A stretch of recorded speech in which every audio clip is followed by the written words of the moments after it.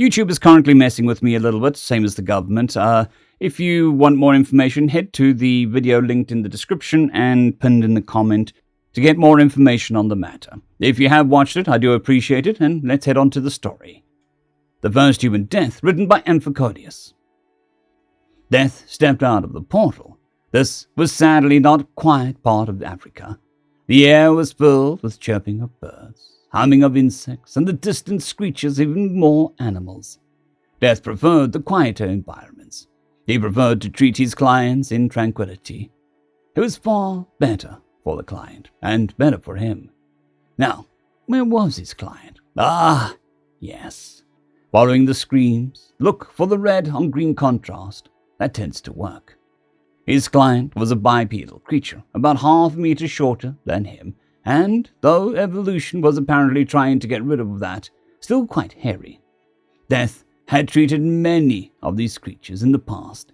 He had seen them evolve, first up the trees, then back down. It was interesting to see, but all life was interesting. Nature was a capable artist, yet something seemed different about this one. It was lying on the ground, grasping its right leg. It must have fallen from some height, for the leg was badly broken, with the bone sticking out in several places. His client was clearly bleeding out, and yet it looked directly at them.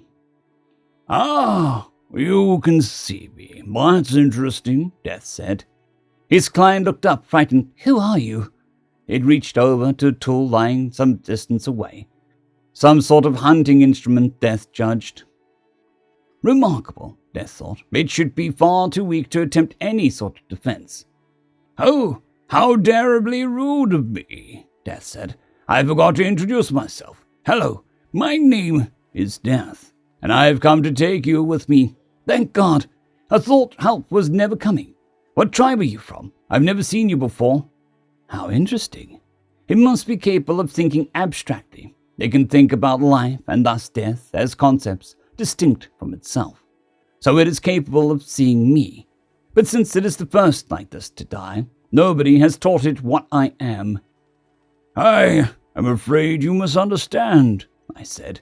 "I am Death. I have not come to help you. All help is too late for you. Your life has come to an end. I have come to take you to what's beyond." What is beyond? His client looked up at him hopefully.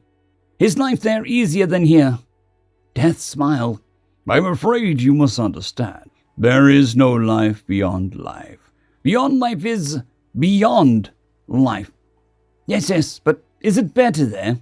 "It is not very much of anything. Beyond life is the void, non-existence.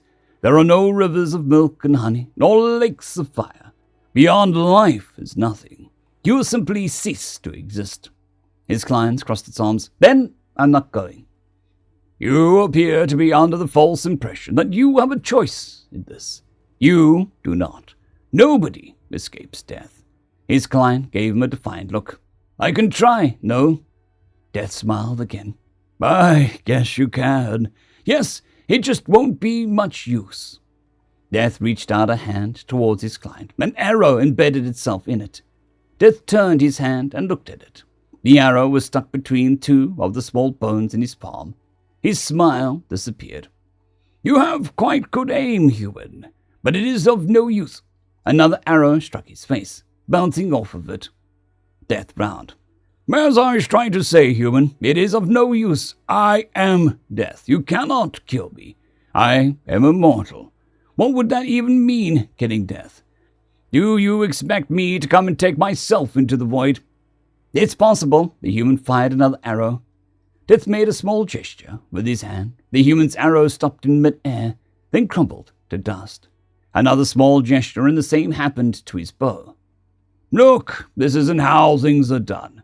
I am Death. Life doesn't resist me. I am an inevitable part of it. Animals, plants, fungi, microbes, they all die. Everybody dies. And so will you. You have no choice in this. You can only choose whether you come with me peacefully, or whether I have to drag you into the void by force. Force it is, then. The human picked up one of the remaining arrows and threw it like a spear.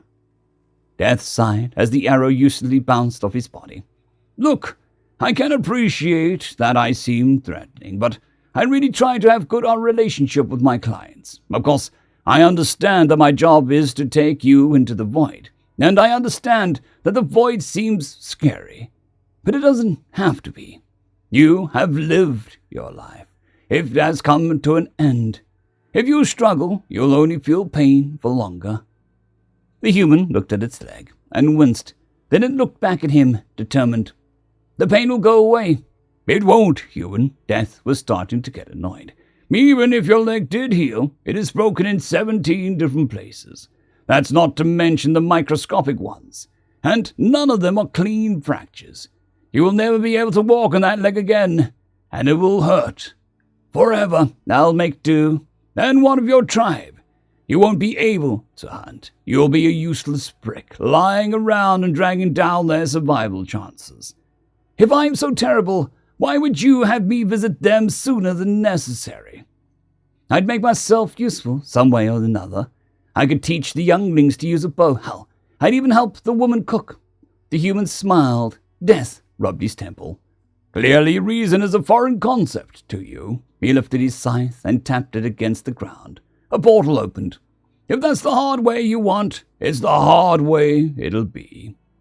He went over to the human and tried to lift it up, but it had crawled over to a nearby tree and was holding on tight. Death tried pulling it, but it would not loosen its grip. He even tried pulling on the injured leg, but though the human cried in agony, it still would not budge. Death let go. You're stubborn, I'll give you that. But as I said, I am Death. Nobody escapes me. He stood up and tapped his scythe against the floor again. A powerful sucking force started coming from the portal. The pool will keep getting stronger until you let go. Give up now, human. You cannot win this. It is impossible. You're lying. The human still would not let loose. But as the force became stronger, it proved unable to resist any longer and started slipping. There is always a way. We'll win in the end. Death sighed. I'm sorry. This first conscious encounter with your species had to go like this. I'm sure given enough time, your descendants will come to think of me the way that I am, as an inevitable part of life. Never! The human cried, before its grip finally gave way, and it tumbled into the portal. As it was sucked in, it cried again, Never! The portal closed, and the tranquility returned to the land. Death looked at the scene that had been left behind. He looked at the large puddle of blood, at the human's bow now dust, at the arrows lying in front of him, and at the one stuck in his hand. They were primitive tools, crude and ineffective in a fight against death, but these creatures seemed to be on the path towards greater intelligence. What weapons would they come up with in the future? Death sighed. Are all of you going to be this much of a bother? End of story.